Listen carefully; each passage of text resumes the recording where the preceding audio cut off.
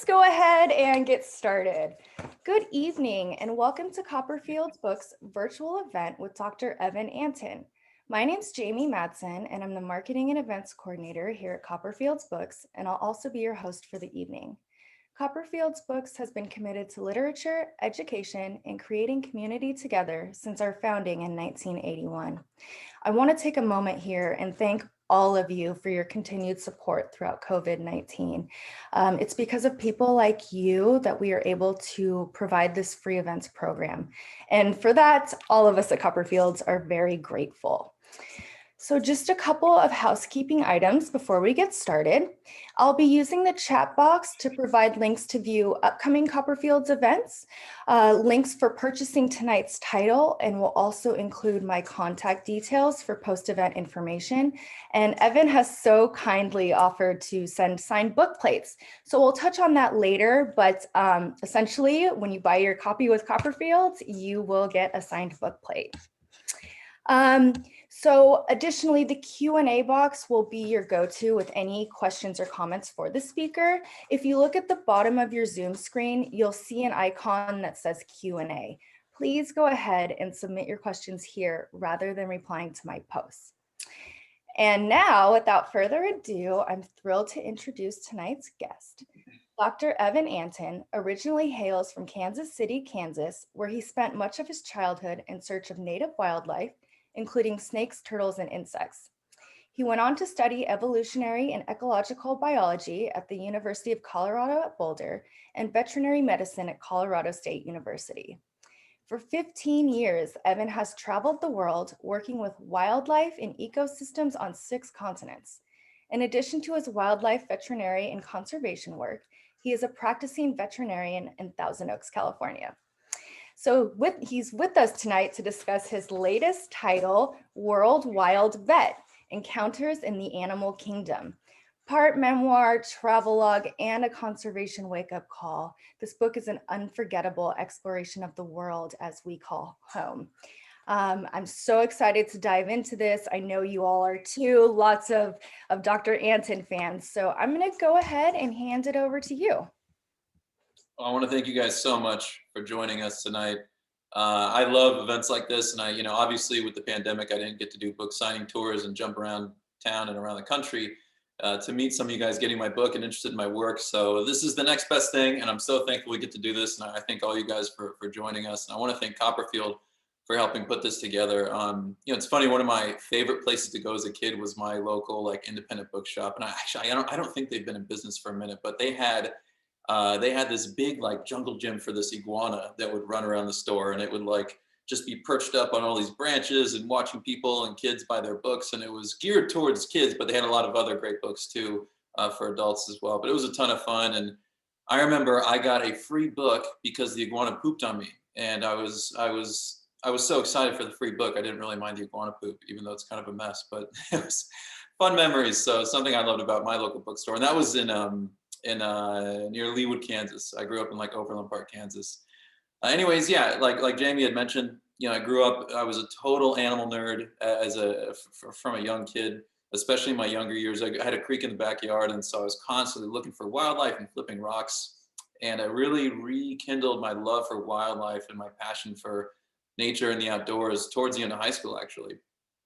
And until then, between those times, I was kind of more playing sports and being social and that kind of thing. And towards the end of high school, I got so excited about it again. I wanted to go snake hunting, and now I had a car and I could travel around different parts of Kansas nearby from where I lived and everything. And then when I was in college, I did, as chapter 1 of the book, I did a study abroad at University of New South Wales in Australia. And that's where I really got the travel bug.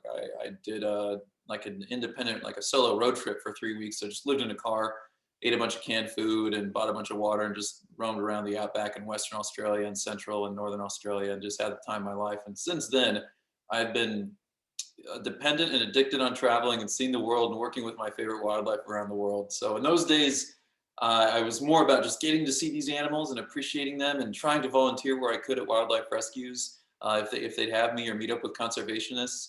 And I'm so lucky. I've had so many great opportunities and good fortune and put a lot of hard work into it too. But these days now I get to work with these animals. So now I get to work with conservationists and promote wildlife conservation, habitat conservation on a big scale. And then, of course, being a veterinarian, I get to work with individual animals, and that's something that's really special to me too. And just getting my hands on these different animals and having, you know, you can have different kinds of really neat interactions and sometimes some positive relationships with these animals that you work with. And it's tough with wildlife, obviously. A lot of those guys, we want to keep them wild, so they can't be your best buddy, but it is a whole lot of fun getting to work with these guys.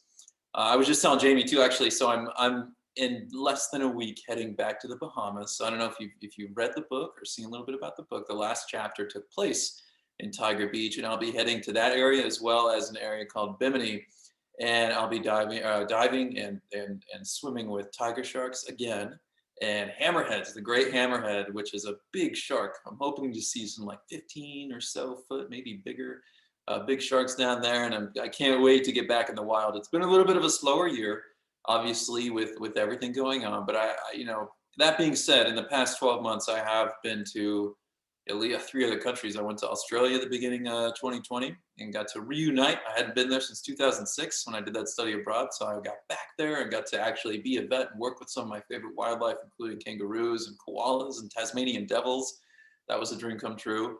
And then October, I went to Tanzania, northern Tanzania. And also, that was my first time going back to Tanzania. So for those of you that read the book, that was my second chapter. It was about a second study abroad semester I did in northern Tanzania. And this was my first time back 13 years later in 2020, and going to some of the same places in Serengeti National Park. I even got to go to the hippo pool, where I had a very close run-in encounter. It could have gone very, very badly, and things were okay. Everything went fine. But I got to go to that exact same spot again, and in the Gorgor crater, and meet with the Maasai. And this trip I met with the Hadza as well. And the Hadza are a hunter-gatherer community, a tribe, if you will.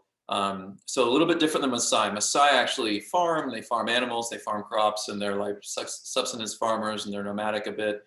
And that's basically their source of nutrition and whatnot. But the Hadza, they don't farm anything. Everything they go out and hunt or find or gather that day. And so it's a very day-to-day kind of lifestyle. And it was fascinating. I mean, I could write a book just on the Hadza alone if I got to spend more time with them. They were one of the most fascinating cultures I've ever been around.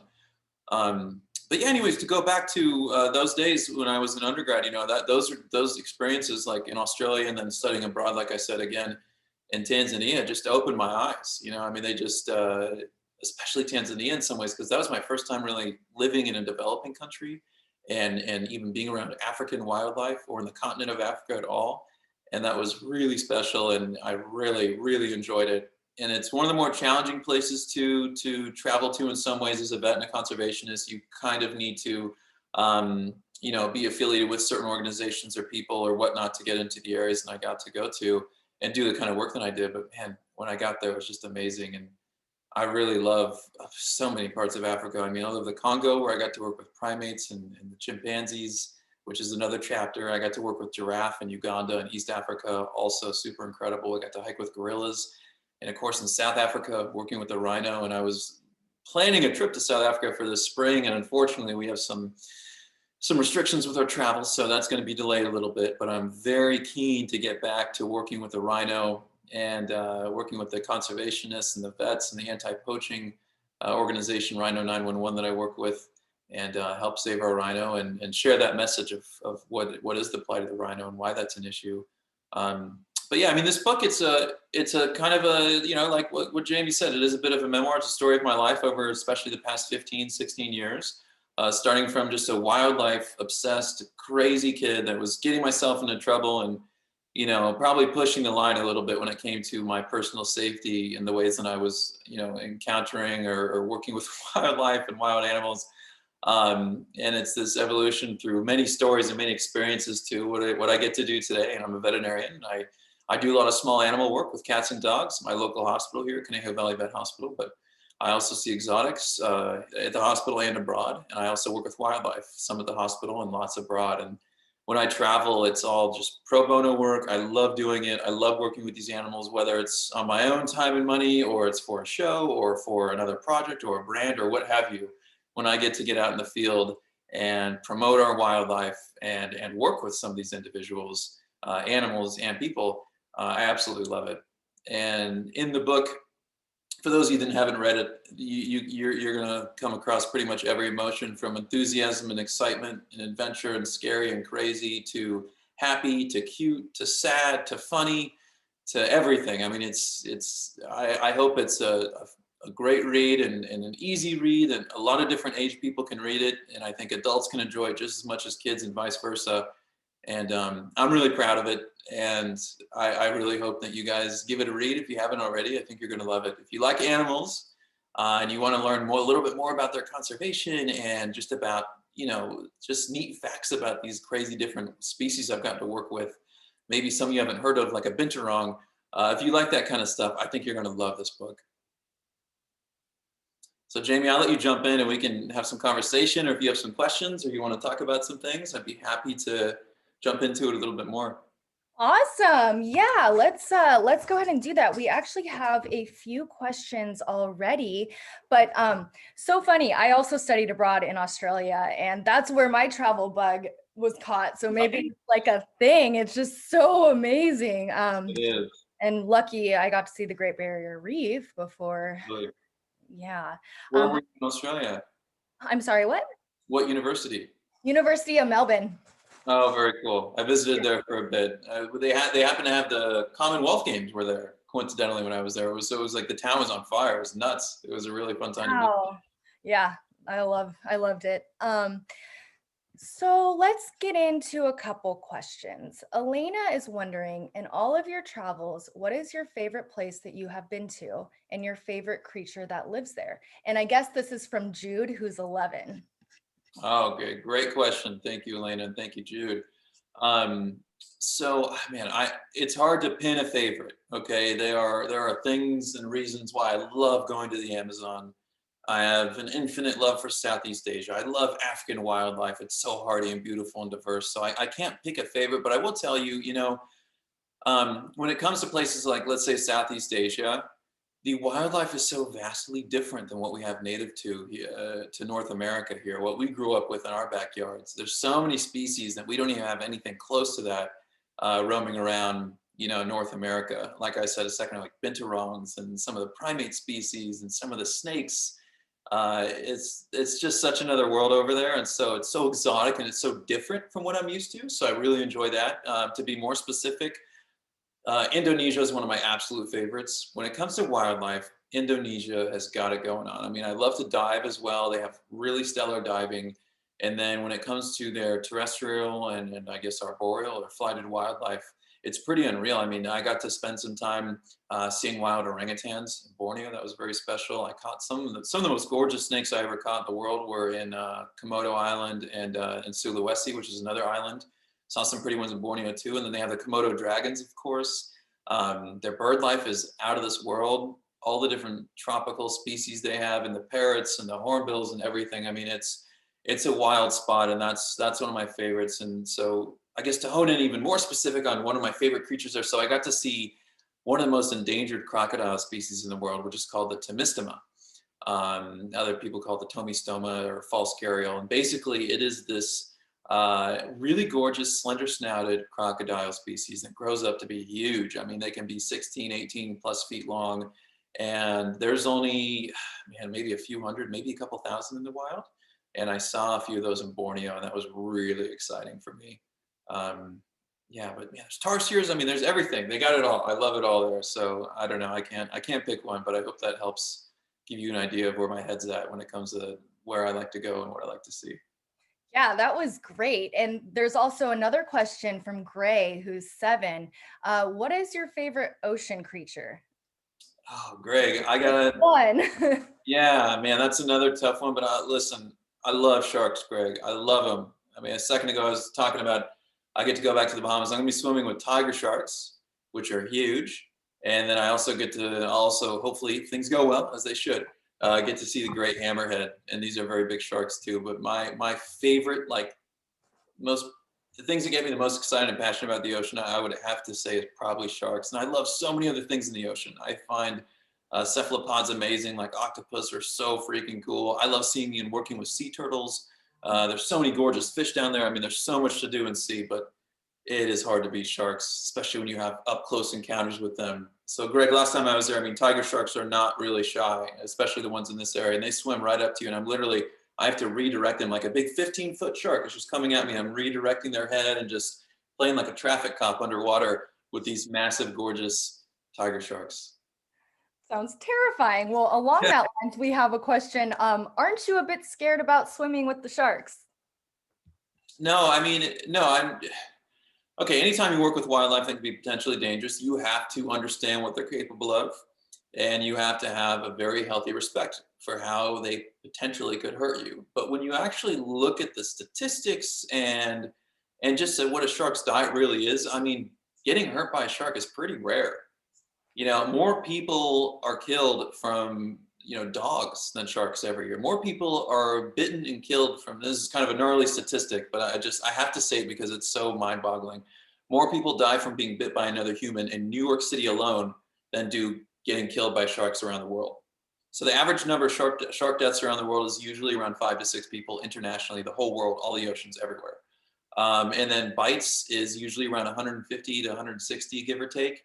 And I think up to half or more of those are provoked, meaning it's people intentionally swimming or working with sharks and putting themselves in a situation. So honestly, there's so many other animals you should be afraid of beyond sharks. And I'm not encouraging you to be afraid of any animal, to be honest. Almost every animal, they're not interested in hurting you or eating you. And sharks don't like people. Sharks never eat people, really. They sometimes are bold and curious, and they bite people to see if they might taste good because it's something new. And then once they taste you a little bit, they don't want to eat you. So that's really not even on their menu. So yes, things could happen, but the experience is so worth it and the odds are so low. So I don't really look at it as a big concern. Yeah, take charge. That's awesome. What is one of your favorite animal encounters? I've had so many good ones.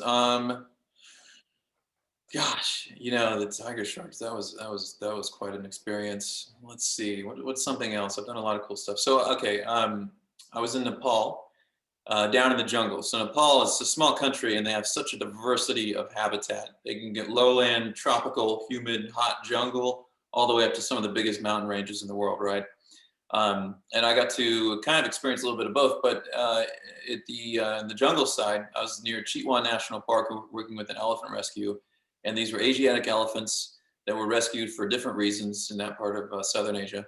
And this one elephant, she lived in her own space. She had a big open space and lived by herself, and which is kind of a bummer because elephants are so social, but she never got along with other elephants. I think because of the trauma in her past, it was during critical periods in her life that made it so she didn't really develop healthy social abilities. And so she was a bit of a loner, and she tended not to like many people either.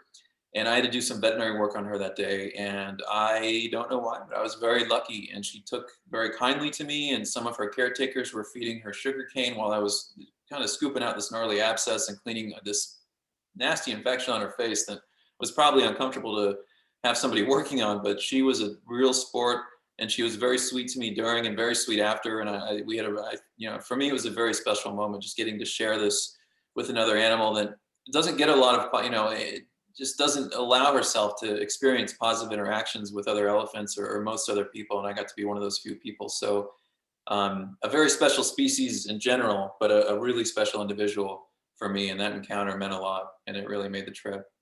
Gosh, I'm so jealous. You have like the best job. You love what I do. Yeah. Catherine is wondering, are there photos of the animals you work with or get acquainted with? What a perfect question for you. No, it's a great question. So in terms of the book, there is an insert, and I think we've got about 20 or so photos in there, and they're from all over the world. I've got crocodiles and big primates and shark and elephants and some cute little animals. I mean, there's all kinds of cool stuff in there. So you'll definitely see some of my absolute favorite photos of some of my favorite patients and animals I've gotten to work with and encounter in the wild. And then, if you go on my social media, you see all kinds of different animals I get to work with. It's Dr. Antin, Dr. Evan Antin on Instagram, and it's Evan Antin on Facebook. And if you scroll through those, you'll see all kinds of cool photos and videos and some of my favorite wildlife. And check out Evan Goes Wild on Animal Planet. Animal Planet, right? It was on Animal Planet. That's right. Yeah. So, okay. Gosh, I'm so excited by how many questions we have. People so want to pick your Oh, brain. good. Me too. Okay, let's go right off the top. Wendy is wondering, what kind of communication do you feel you have with the wild animals when treating them? Do they know you are trying to help them? That is an awesome question, Wendy. That is a really solid question because, I like to say, loosely that I communicate with animals, right? As a veterinarian, I work with them. And the truth is, you can't really speak to animals in a direct way, like talking and speaking English to them to where a lot of wildlife is going to understand. But when it comes to communicating with animals, the real the real ability to do so is more comes from listening to animals. And obviously, they're not speaking a language or English, at least they're speaking their own language, if anything. But you can get a lot of information by how animals behave in your presence when you are working with them. So this applies not just to wildlife, but every bit as much to cats and dogs and our domesticated animals and domesticated pets as well. And so, as a veterinarian, for example, if I'm going into an exam room and I see a dog and it's sitting on the exam room little couch that we have, and it's kind of hiding behind its owner, and its tail's tucked, its ears are back, and it looks a little stressed out. I mean, that dog is telling me through several different means where he is, how his ears and tail are positioned, the way he's sitting, where he is relative to his owner, all these things. They're telling me that they're shy and they're nervous and they're a little scared. Whereas if I go into a room and a dog, I open the door and there's a dog wagging his tail and jumping on me and smiling and panting and being adorable, obviously this dog is very happy to see me. So it's all about picking up on those things. And the same thing goes for wildlife. I mean, a lot of wildlife I work with, you have to, if you're going to get hands-on and do veterinary work with them, they're truly wild animals, not just exotic animals in, like, say, a quality zoo situation or wildlife rescue or whatnot, but true wildlife animals that we've had to work on that are in the wild. Many different species, and almost most mammals and animals, they have to be sedated or anesthetized just to work with, because it's far too dangerous for us and it's far too dangerous for them. And so the safest thing for everybody, including them, is for them to be anesthetized or sedated, just so we can do what we need to do as veterinarians and heal them and make them healthy again. Mammals especially, but I mean, there's a lot of wild reptiles and other animals I can work with. And they're dangerous, of course, don't get me wrong. I work with crocodiles and venomous snakes, and even big lizards can rip you to shreds. But, it's all about just reading them and also having a familiarity with what they're capable of. For example, if I'm working with a crocodile, then let's say I'm not going to sedate it. And in many cases, I don't. I rarely do, to be honest, just to do some basic hands-on work. I only sedate or anesthetize them if we're doing like a surgical procedure where I don't want them to be in pain or I don't want them moving or both. And with those guys, I have to think, okay, I know how far this guy can lunge with his bite. I know what he can do with his tail. I know how fast he is on land. I know how fast he is in water. I keep all those barriers in mind when I am hands-on working with them. Same thing goes with, let's say I'm working with a rattlesnake. Same kind of thing. When they're coiled up, they can only strike about a third of their body. So I know that range of motion. I also know that reptiles, if they're really stressed out or if they're really active, it's only going to be for a finite amount of time. And after anywhere from a few seconds to a few minutes, they chill out and they're more handleable and more workable and tractable. So it depends a lot on the species, but, and that's kind of a long-winded answer, but it all comes down to listening to the animals. Look at and see what they're doing. Where are their eyes looking? How are their ears positioned? Where's their tail? What happens when you approach them? Do they cower back? Do they come in? Do they want to smell you? I mean, they're telling you all these things. Animals are very honest. People aren't always honest, and they'll say one thing and then they're really thinking something else. Animals never do that. They communicate through their body language exactly what they're thinking and how they're feeling. So once you can start picking up on some of that, you'll be able to, do a lot more with animals and make intelligent decisions in how you do work with these animals. It's a great answer and perfect segue. Aziza is wondering if you can please tell us more about your encounters with the Philippine saltwater crocodiles and what we can do as private citizens to protect them. That's a great question. That was Aziza? Aziza. Aziza, I love that name because, okay, so I have this quick side note. I work with a chimpanzee and wildlife rescue in the Congo, Democratic Republic of the Congo, called Lorito Primate Rescue, rehab center. And they had a baby and they had asked me to name the baby. And I said, let's do a poll. I'm going to pick a few names that I really like. And my favorite was Aziza. And most people voted for Aziza. So you share the same name is a very beautiful, very sweet little chimpanzee baby that's about a little over a year old Oh, Congo. So I have to share that. that's Um, awesome. and then, so the Philippine crocodile. Okay, so the Philippine crocodile, if you're referring to that species, that is the most endangered crocodile species in the world. They're pretty freshwater. You can maybe find them in saltwater in some areas. There also is the saltwater crocodile, Crocodylus porosus, which is like the saltwater crocodile that lives in several countries, including the Philippines, and their conservation concern is not one that is of concern, at least not nearly to the same degree as the Philippine crocodile. So the Philippine crocodile is native to mostly on Luzon, and that's the same island Manila is. It's like one of the big islands in the Philippines, and I think you can find some in Mindanao potentially, which is another island that's a little bit tough to get to. As a tourist or foreigner or veterinarian or whatnot. What we can do to help them from here, from home, from the US is honestly, when it comes to good organizations doing good work that are helping them, the best thing that we can do from here, if you can't go there and do hands-on stuff or whatnot, or like what I do is work with their animals, promote their message and promote their conservation, donations to good organizations go a long way. And so it's a really good point to bring up because there's a lot of organizations that inflate the amount of money in the form of donations going towards where it actually needs to be going to the animals. Okay, but when you're with a really good organization that really is putting the money where it needs to go and they're doing conservation work in a sustainable way, that is a really effective way to genuinely effectively help conserve that species. And so, for example, with that species in particular, the organization I would go to is called the Mabuwaya Foundation. So it's Mabwaya, Mabuwaya. It might be Maba, but I think it's Mabwaya, Mabuwaya Foundation.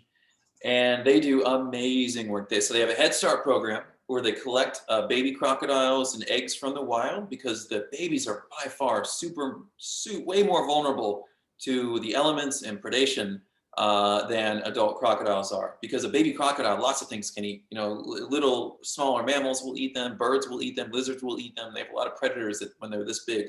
But when they are in a safe place and they get to be like this big or this big, we can then release them to the wild and their odds of surviving are much, much higher. So that's called a Head Start program. And you can see it in all kinds of different wildlife species.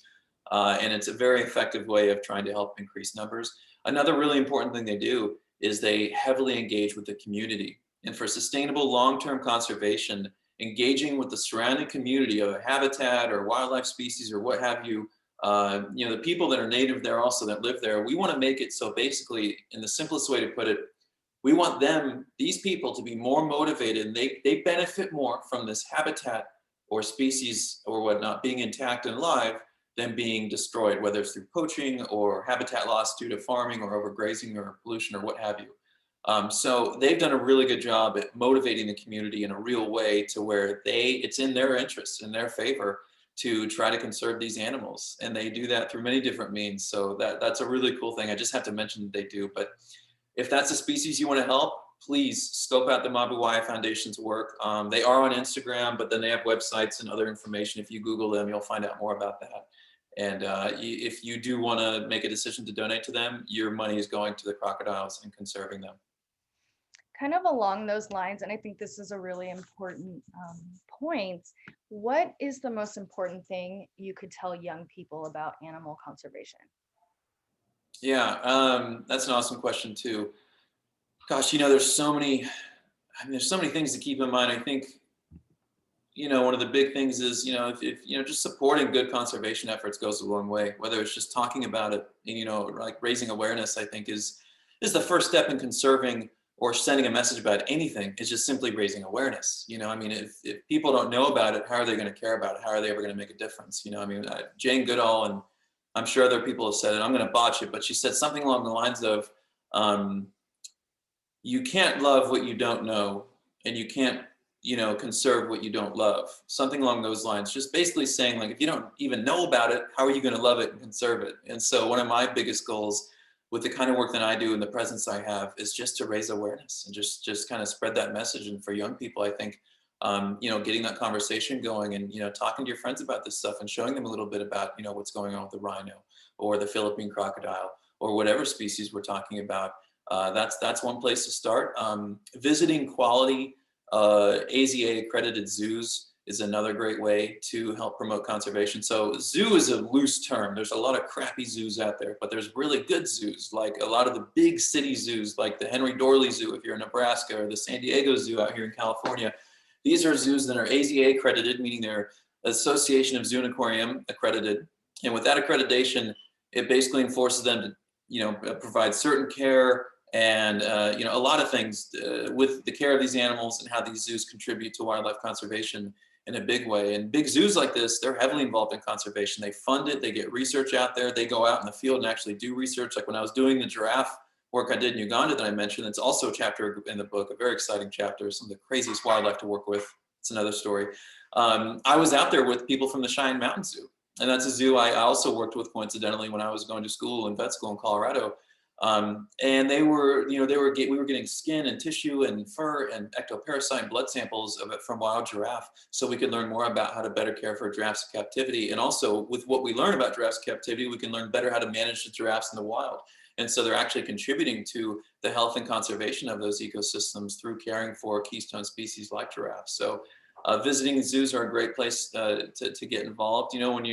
Before you're 15 or 16 years old, it's hard to volunteer and spend time hands-on at like wildlife rescues or animal shelters or whatnot because of legally in most states. I don't know if they can have younger volunteers, but a lot of veterinarians and a lot of people in places like that, offer shadowing. And so that's a way for you to even maybe spend an hour or just kind of hang out for a little bit with your local vet if they'll allow it, if they feel it's safe and appropriate for you to come hang out and just kind of see what their job is all about and get you immersed a little bit. And, the more you get into it, you can learn and see, okay, is this something I would maybe really want to get into? And it just gets you that much more in there. You start exploring it, and it's going to encourage you to explore it even more. So I think, the more you can learn and get familiar with the wildlife you're interested in through educating yourself through books and through online, reliable sources, and supporting organizations that promote wildlife and its conservation, and even supporting good zoos, and of course, spreading the word. I think those are all great things that anybody at any age can do to help conserve our wildlife. So really good suggestions. Also, another perfect segue, we have a lot of aspiring exotic pet veterinarians. Right. So kind of to round out in one question, well, let's do Gio's comment. Good day, Dr. Evan. Greetings from the Philippines. I'm in my last semester of veterinary school and will be doing my externship soon. I really want to become a wildlife vet, and you're one of my inspirations. Any advice on how to start a career in wildlife medicine and conservation? More power to you and your book. Well, thank you very much. I appreciate your comment and coming and hanging out, and wishing you the best of luck in your early on in your education, your career. So like when I was at that stage, I think the best thing you could do, and you can do this before vet school, and I was doing this kind of thing before vet school, and that is to actually reach out and volunteer at wildlife rescues and all exotic practices if you have anything like that available where you're living in the Philippines, or for any of you anywhere in the world, and really just getting your hands dirty and getting in there and spending time doing hands-on work and getting real experience working with these animals. I think that goes a really long way. When I was in vet school, I went to Colorado State University, and we had several like exotics elective courses. And so we were studying, anywhere from small rodents to reptiles and fish and all kinds of stuff like that. So I did a lot of in-classroom work to also learn more. We also had labs that were associated with that. We had some wet labs and stuff. And then when I was in my third and fourth year, I did rotations through our zoo and exotics ward. And that means I was working with other classmates along with interns and residents and clinicians with actual patients that were coming in. And they would come in from wildlife rescues. They come from zoos. Some were private collection animals or private pets, like ferrets or what have you. I mean, there was all kinds of different species, but we had, I worked with jaguars and sea turtles and tigers and all kinds of other stuff too. And so it's all about that experience and putting yourself out there. I mean, when just being a vet in general and getting yourself to where you've gotten to get in vet school, you're a proactive person. And that's obviously very important, and if you want to do wildlife work, it's you take that to the next degree. and you're that much more proactive, because when it comes to working with wildlife, it's a small world in the vet world. And a lot of vets I work with in Africa or have worked with vets in Asia or in the New World, in Central or South or North America. And so once you start, building those bridges and making those connections, it just opens up the opportunities even more. And so if you have the opportunity to travel or even work with other vets in the Philippines, I know there's some great exotic vets in Palawan, for example. Those are great places to start getting experience and start building and establishing connections. I just want to read Aziza's reply. She said, "Thank you for answering my questions. I'm also from the Philippines and my family is in Siargao." That's very cool. Yeah, I believe you've worked out there before. My cousin and I are very passionate about saving the crocodiles. She is also a vet, so they're going to check out Mabuaya. That's And awesome. and Yeah. they said, if you'd like to collaborate on active conservation efforts in Mindanao or anywhere in the Philippines, they would love to work with you. Oh, wow. That's amazing. Sorry, kind of botched my way through that one, but thanks, Aziza. Yeah. Mindanao. Yeah. No, there's in certain areas that, and these guys will know more about it than I do, but there's some political, just some kind of controversial stuff happening. So it makes it a little bit more dangerous, I guess, to travel there. And, another comment from G, not a question, but thank you for sharing really awesome stuff. We're getting lots of those comments. Oh, that's great. That makes me super happy. Another question, which is kind of funny. How did you evolve from being a veterinarian to having a show on Animal Planet? So when I did that semester abroad in Australia, I was a junior in undergrad. This is my third year. I knew I wanted to be a vet, and I was pursuing that. I started as a business major my first year, and at the end of my first year in college, I changed to that evolutionary and ecological biology major. And when I was in Australia, I was so inspired by some other figures that did such amazing work in just raising awareness for wildlife and its conservation, and doing real hands-on work to help physically make a difference in their conservation. For example, Steve Irwin, and he's from Australia, and it kind of clicked with me there. Then I was 21 years old, and I was thinking, man, I would love to not only work with these individual animals as a veterinarian, but also promote wildlife conservation and raise awareness, and work with these animals on a bigger scale. And I started. I had my mom send out my camcorder, and I got a tripod. And I started filming myself working with and just handling some of the wildlife and just talking about some of the neat, adaptations or whatnot, or natural history kind of things about them, the same kind of stuff Jeff Corwin and Steve Irwin would do. And that's where it clicked. I mean, this is I was 21, it's 15 years ago. I'm 36 now. And so I was making those videos, didn't know what I was going to do with them, but I just wanted to get that content. I knew Steve Irwin did a similar kind of thing where he would go rescue crocodiles that were stranded or stuck somewhere in a sewer or what have you, and just set up a tripod and film himself doing his work. And, I was kind of motivated to do the same thing. And so I started posting videos on YouTube and whatnot. And then, I got lucky, my first show as a guest I ever did was the Kris Jenner show. And they had me on, and it was like a 13-minute segment. I got 6 different animals and walking out on the production set to share with Kris, and her guest was Nene Leakes, who is a funny Real Housewife of Atlanta, and they were hilarious. We had so much fun.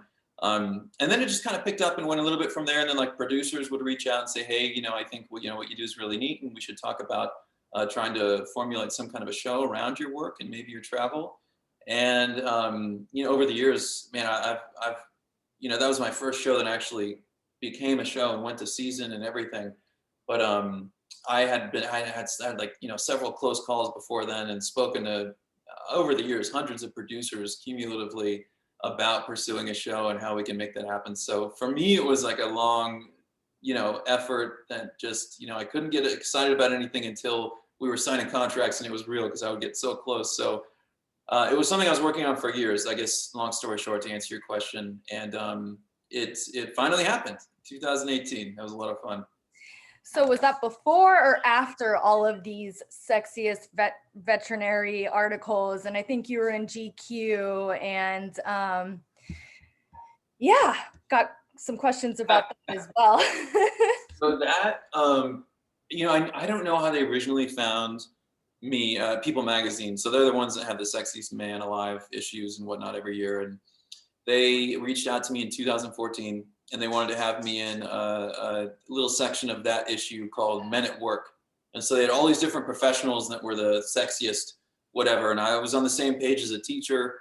Seems like a cool guy. I think he's in New York or the East Coast. And then there was like a chef and a couple other guys. And they weren't, they were just professionals in their respective fields, but they were just in that magazine as the sexiest, whatever. And then they put me in it again in 2016 and 17. Wow. Sexiest bet. And so that kind of took off. And then, social media has been a huge, really positive platform for me too. I mean, social media has its downsides, and I'll be the first to admit that. But for me, it's been a really positive thing overall, and it's opened a lot of doors and opportunities. And so, that really picked up in early 2016.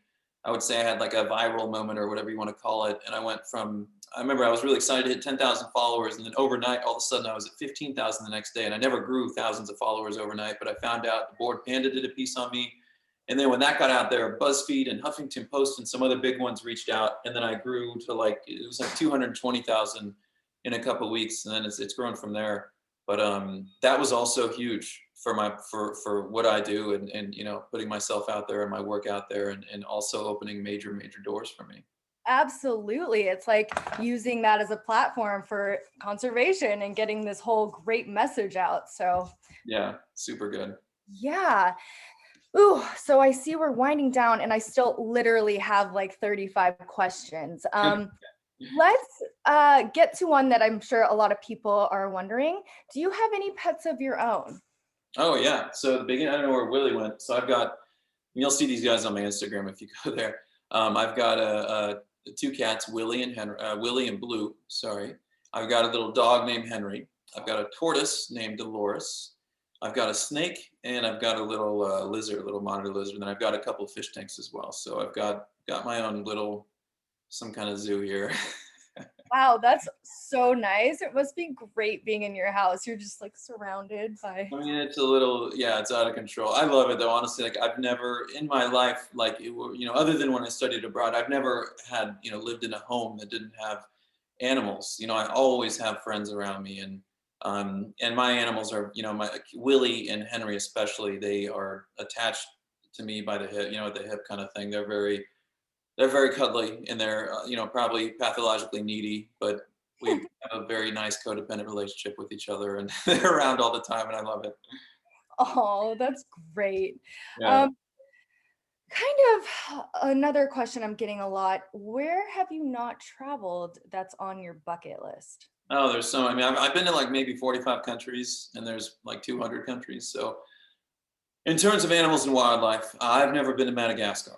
A lot of endemic wildlife that doesn't exist anywhere else in the world. And so getting to work with lemurs and some of the crazy chameleons there looks like an absolute trip. I've got some friends I just actually worked with in Jamaica doing some crocodile stuff, and they were visiting as well. And they do a ton of work in West Africa. So we're trying to arrange a trip to Gabon. And I've never been there, but what they described and the wildlife that you can see in a very small space between humpback whales on the beach to gorillas in the forest right next to the beach. Like there's a ton of wildlife converging in these really sweet spots. I've never been to Alaska. I'd love to see, big bears. I've never really seen like Kodiaks or grizzlies. I have actually, I guess I did Montana, but I'd love to go to Alaska and like see some of those big bears. There's several countries in South America I've not been to that I'd still like to go to. Like Guyana is known, is apparently has phenomenal wildlife, and it's really kept wild and it's not highly touristy. So I think that looks like a really cool spot. But I mean, it goes on. I'll go to Namibia, Mozambique, Malaysia. We could keep talking about that for a while.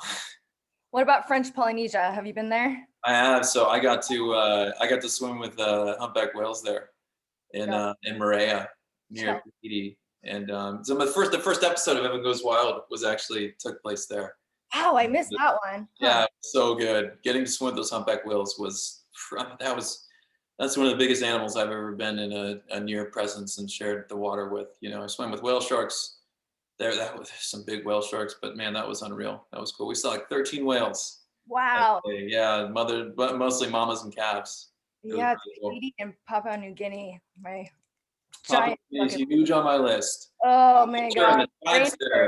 on top of the wildlife. I mean, they have this, like, they're a weird spot where they have this crossover of Southeast Asian wildlife, but they also have a lot of this Australian wildlife. So they have some of the crazy marsupials and some of the venomous snakes that you would see in Australia, but then they have this, like, some of the Southeast Asia stuff too. So at that place, and then like in the culture too, like the tribes of some of the indigenous people look really fascinating. Gosh, we'll go there soon, please, because I want to watch it. I want to. I was going to be doing a job, and we were seriously looking into it, but Southeast Asia borders are now kind of closed too. So we're going to have to hold off on that for a minute. Gosh, the life you live. So kind of to wrap it up, when will you be back on TV? Shelly and Alex want to know. Will there be any Goes Wild? I did a Facebook show with a brand called Seeker, and Seeker's under Group 9. And if you guys have ever seen like really cute animal videos by the Dodo, perhaps, the Dodo is also owned by Group 9, so they have really cool online platforms. Seeker's really science-based. So we did a Facebook show that was short form with them. Episodes were like 5 or 6 minutes, but I can't give away a lot of information, but we're talking to some big networks about doing a longer form show that would be with traveling and working with the wildlife, and probably, have some pretty good parallels with Evan Goes Wild. And so I'm really cross your fingers for me too. I'm really hoping we can make this happen, and I'll hopefully find out sooner than later. That's awesome. An interesting question. Beverly is wondering, out of all of this, what has been the biggest surprise to you? And I don't know if that's over your veterinary career or maybe just in the travel. What's something that really surprised you? Okay, so in my veterinary career and just working with animals, I'd say one of the coolest things is that, I think animals, and this goes for so many different species, I think they're capable of a lot more intellectually and emotionally than they get a lot of credit for. And I think people understand that with animals like dolphins and dogs and elephants. But the same goes for even animals that aren't classically known for being as intelligent or able to learn or train. For example, you can train bees, and the relationship you can have with a lot of birds and chickens, and the bond you can have with these animals is pretty unreal. And the more I work with them, the more I see it, and the more I realize how present it is. And I think just animals are emotionally and intellectually capable of a lot more than people give them credit to, all the way down to what are commonly regarded as more simple animals. They really bring a lot to the table, and that's always been super fascinating to me. That's awesome. Okay, before we get to the last one, this is fun. Shelly and Alex want to know, how often do you hear that you look like Superman? Oh man, I get it every day. Like on social media, I see, like, every time I post, I'll see something about Superman or Henry Cavill, and I'll tell you guys just a quick funny story, and this is just hilarious to me. I was at a lunch with a friend near where I live in like Calabasas area, and our waiter was like extremely nice and thankful that I was there having lunch at the restaurant. And I didn't know if he knew who I was or what the deal was, but I just kind of went along with it, and it was cool. And then we get out to the parking lot, and I'm walking to my car, and this like paparazzi guy just jumps out from between these cars and starts blasting off with this big long lens photo, a camera. And I'm like, hey, like, what are you doing? And he's like, oh, I was told you're here. You're Henry Cavill, right? And I was like, no, dude, like, wow. And I was nice, but part of me wanted to be like, no, you should leave me alone, and you should leave him alone too. My goodness. But yeah, no, it happens. I mean, I've traveled, and people don't believe me when I say I'm not him. Wow. I'm really not him. They're like, we know you are. And I'm like, no, I swear I'm not Superman. I'm not Henry Cavill. So it's hilarious. I get it all over the world. It's pretty funny. Well, that's a pretty awesome doppelganger, hey? I'm not hating on it. He's a stud. Superman's the man, and I grew up in Kansas, so I kind of have that kind of thing going on, so it works out. Go. Okay, so the question I want to kind of wrap it up with: what's next for you, Dr. Antin? What can we look forward to? I know you talked about a show coming up, but yeah. I would like to do another show. I had so much fun with that. I think that was such a great means of raising awareness. And before social media, was much of a thing back in, 2006, I think Facebook was for college kids, and that was it. That's how I always, that was one big part of how I envisioned my platform growing and what it would be doing was through a TV show. And I thought that was such a strong way to do that. So that's something I really would like to get back into doing. And to be honest, I mean, what I'm doing, I just want to be doing it on a bigger and bigger scale as time goes on. I just want to get out there more, have a bigger presence, raise more awareness for our wildlife and its conservation and our pets and how to keep their health and whatnot as a veterinarian. And I just want to keep doing it, but just in bigger and bigger and bigger ways.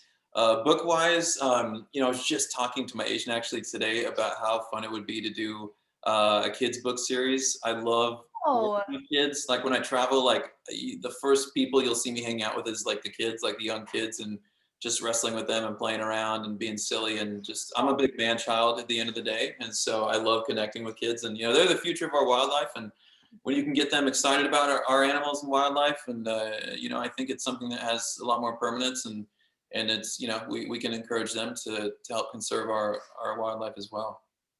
I think that's a great idea. And when it happens, we'll have you back. Right on. So I really want to thank you for taking the time to spend with us this evening. It has been, nothing short of magical, actually. And a lot of the thank yous are pouring in. And yes, to all of you wondering, there will be a link to the recording on YouTube. I will send you an email tomorrow that will include the YouTube link. It will include links to purchase this title, as well as how to get the signed book plate. So with that, thank you all for joining us. And I'm going to let you take us out, Evan.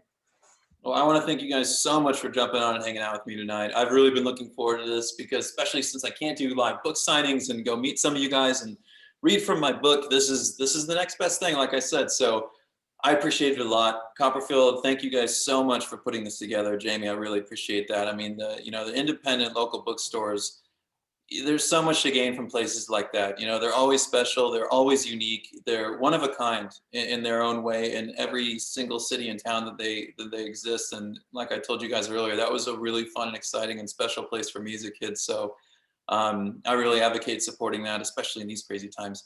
But I want to thank you guys big time. If you haven't read the book and you've enjoyed this conversation or you've enjoyed my work, I really think you're going to love it. It's an easy and super fun read. And I think anybody that can pretty much read would enjoy it. And I'm very proud of it. So I don't want to babble on about it, but thank you guys so much. And I hope you do enjoy it if you do read it. Yeah, and the pictures are awesome. Okay. Thank you. Thanks so much, Dr. Antin. And thank you all. We'll see you for Edward Snowden next Tuesday. Oh, that's awesome. Right on. Have fun. Yeah, thanks. All right. Cheers, you guys.